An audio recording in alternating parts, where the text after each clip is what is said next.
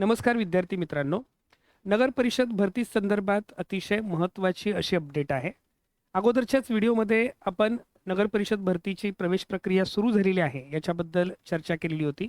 कारण नगर परिषद भरती 2026च्या संदर्भातील सगळ्यात महत्त्वाचा पहिला टप्पा म्हणजेच सेवा प्रवेश नियम तयार करणं आणि तो पूर्ण झालेला आहे. आणि आत्ताची महत्त्वाची सगळ्यात मोठी अपडेट जी आहे ती म्हणजे नगर परिषद भरती संदर्भात असणारी जी सर्व रिक्त पदं आहेत, ही रिक्त पदं सुद्धा या ठिकाणी जाहीर झालेली आहेत.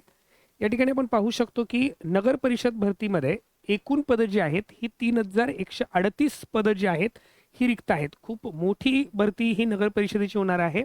3138 पदं ही रिक्त आहेत. यामध्ये आपण पाहू शकतो गट क ची जी पदं आहेत ही 2151 आहेत. गट ड ची पदं जी आहेत ही 987 आहेत. आणि याच्यामध्ये असं लक्षात येते की येणाऱ्या 7 दिवसांच्या आत याची अधिकृत जाहिरात प्रसिद्ध होणार आहे. म्हणजेच ही जी परीक्षा आहे ही 3138 पदांची एकूण परीक्षा होणार आहे. त्यानंतर यामध्ये गट क ची 2151 पदं आहेत. आपण सविस्तर बघणार आहोत की कोणत्या विभागाची कुठल्या किती पदं आहेत त्याच्याबद्दल. आणि जाहिरात जी आहे ही आत्ताच्या सद्यस्थितीवरून, कारण सगळ्यात महत्त्वाचा पहिला टप्पा कोणता होता, सेवा प्रवेश नियम करणं, ते तयार झालेले आहेत. रिक्त पदांचा अहवाल तयार करणं तोही तयार झालेला आहे. म्हणजे आता पुढचा जो टप्पा आहे तो म्हणजे जाहिरात प्रसिद्ध करणं. त्यामुळे जाहिरात जी आहे ही या आठवड्यामध्ये नक्की येऊ शकते आणि त्यामुळे विद्यार्थी मित्रांनी या परीक्षेच्या तयारीस सुरुवात करणं गरजेचं आहे. यामध्ये आपण पाहू शकतो की सर्व विभागनिहाय ही जी रिक्त पदं आहेत ही कोकण विभागामध्ये 139 रिक्त पदं आहेत. त्यानंतर गट क ची 139 रिक्त पदं आहेत. गट ड ची 61 रिक्त पदं आहेत. पुणे विभागामध्ये आपण पाहिलं तर 296 पदं जी आहेत ही गट क ची रिक्त आहेत. 116 पदं जी आहेत ही गट ड ची रिक्त आहेत. एकूण 412 पदं आहेत. नागपूर विभागामध्ये 352 पदं गट क ची, त्यानंतर 88 पदं गट ड ची रिक्त आहेत. एकूण 440 पदं रिक्त आहेत. अमरावती विभागामध्ये 330 पदं जी आहेत ही गट क ची आहेत आणि 157 पदं ही गट ड ची आहेत. 487 पदं रिक्त आहेत. नाशिक विभागामध्ये 403 पदं गट क ची रिक्त आहेत आणि गट ड ची 8 पदं रिक्त आहेत. अशी 411 पदं रिक्त आहेत. आणि सर्वात जास्त आपण पाहू शकतो छत्रपती संभाजीनगर विभागामध्ये 631 पदं जी आहेत ही गट क ची रिक्त आहेत आणि 557 पदं अशी 1188 पदं जी आहेत ही गट ड ची रिक्त आहेत. एकूण रिक्त पदं जी आहेत ही 3138 रिक्त पदं आहेत. यामध्ये आपण जिल्हानिहाय जर बघितलं तर कोकण विभागामध्ये पालघर जिल्ह्यासाठी 51 पदं रिक्त आहेत. गट क साठी 48, गट ड साठी 3 आहेत. रत्नागिरीसाठी 35 पदं रिक्त आहेत. यामध्ये 27 पदं गट क साठी आहेत, 8 पदं गट ड ची आहेत. ठाणे विभागामध्ये 36 पदं आहेत. त्यामध्ये गट क ची 27 पदं आहेत, गट ड ची 9 पदं आहेत. रायगड विभागामध्ये 49 पदं आहेत. त्यामध्ये गट क ची 24 पदं आहेत, गट ड ची 25 पदं आहेत. सिंधुदुर्ग विभागामध्ये 29 पदं आहेत. त्यामध्ये गट क ची 13 पदं आहेत, गट ड ची 16 पदं आहेत. अशी कोकण विभागामध्ये एकूण 200 पदं रिक्त आहेत. पुणे विभागामध्ये आपण पाहू शकतो कोल्हापूरमध्ये 43 पदं आहेत, सोलापूरमध्ये 95 पदं आहेत, सांगलीमध्ये 99 पदं आहेत, सातारा 121 पदं आहेत. सर्वात जास्त पदं ही सातारा जिल्ह्यामध्ये आहेत, 121 पदं आहेत. पुणे जिल्ह्यामध्ये 54 पदं ही रिक्त आहेत. त्याच्यानंतर नागपूर विभागामध्ये गट क ची 352 पदं आहेत. त्यामध्ये नागपूर जिल्ह्यामध्ये सर्वाधिक 95 पदं रिक्त आहेत. चंद्रपूर 67 आणि वर्धा 62 पदं जी आहेत ही रिक्त आहेत. गट ड ची पदं जी आहेत ही नागपूर जिल्ह्यामध्ये 34 पदं रिक्त आहेत, तर गडचिरोलीमध्ये केवळ 4 पदं रिक्त आहेत. अशी एकूण नागपूर विभागामध्ये 440 पदं रिक्त आहेत.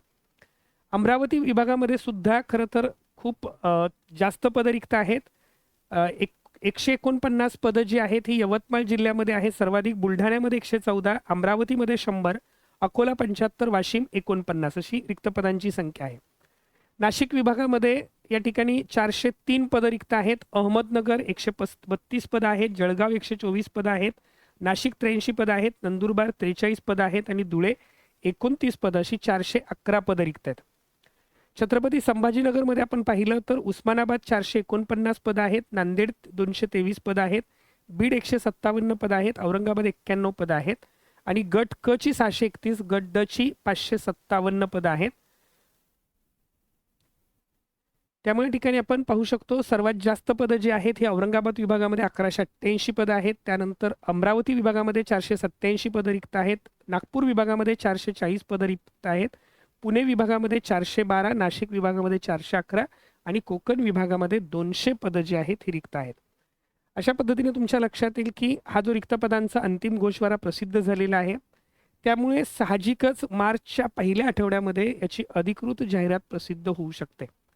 एप्रिल 2026 मध्ये अर्जाची प्रक्रिया छाननी होऊ शकते. मे जूनमध्ये याची लेखी परीक्षा होणार आहे, म्हणजे होण्याची शक्यता आहे. अर्थात ही लेखी परीक्षा जी आहे ही शक्यतो सेवा प्रवेश नियम तयार झालेले आहेत आणि आपण आता म्हणतो त्याप्रमाणे गट क ची पदं जी आहेत ही MPSC मार्फत भरली जातील. गट ड ची पदं जी आहेत म्हणजे ड्रायव्हर वगैरे यासारखी जी पदं आहेत ही सरळ सेवेने भरली जातील. परंतु जास्त शक्यता आहे की याच्यातली बहुतेक पदं जी आहेत ही MPSC मार्फत भरली जातील.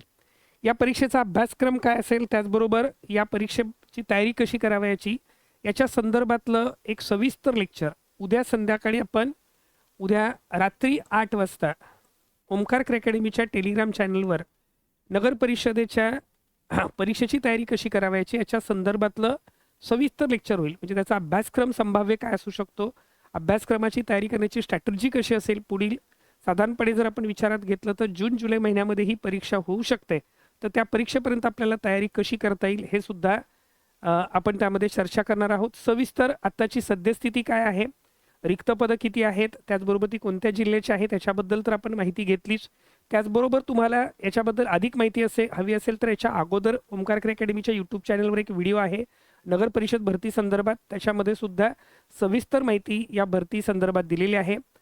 महाराष्ट्रातले बरेच विद्यार्थी या परीक्षेची आतुरतेने वाट पाहत आहेत आणि ही खूप मोठी सुवर्ण संधी आहे विद्यार्थी मित्रांनो. म्हणजे 3000 पेक्षा अधिक पदांची ही जाहिरात असल्यामुळे याच्यामध्ये आपल्याला नक्कीच या परीक्षेतून नोकरी मिळवण्याची अतिशय सुवर्ण संधी आहे. जवळपास एकूण पदं जी आहेत ही 3138 पदं आहेत आणि आपण म्हणतो अपॉर्च्युनिटी जी आलेली आहे त्या अपॉर्च्युनिटीचं सोनं करून घेणं हे आपल्या हातात आहे. त्यामुळे सर्व विद्यार्थ्यांनी या परीक्षेची अतिशय सकारात्मकतेने तयारी सुरू करा. तुमच्याबरोबरच तुम्हाला अभ्यासात मदत करण्यासाठी, मार्गदर्शन करण्यासाठी ओमकार करिअर अकॅडमी सदैव तत्पर आहे. ओमकार अकॅडमीच्या वतीने याचे मार्गदर्शन वर्गसुद्धा 2 मार्चपासून सुरू होणार आहेत. त्याचाही तुम्ही तुमच्या परीक्षेची तयारी करण्यासाठी अवश्य लाभ घेऊ शकता. या परीक्षेची तयारी करणाऱ्या सर्व महाराष्ट्रातील विद्यार्थी मित्रांना ओमकार अकॅडमीच्या वतीने खूप खूप शुभेच्छा. धन्यवाद.